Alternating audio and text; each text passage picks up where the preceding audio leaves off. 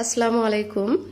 একটা খুব সুন্দরী মেয়ে, খুবই সুন্দরী মেয়ে একটা বাচ্চার দরবারে নাচতেছিল। তো বাচ্চাটা ছিল কুসকুসে কালো, খুবই বদসুরত।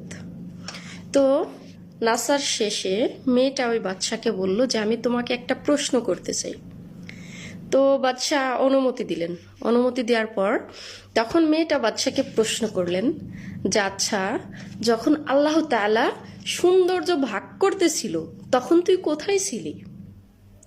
আল্লাহ তাআলা যখন সৌন্দর্য ভাগ করতেছিল তখন তুই কোথায় ছিলি?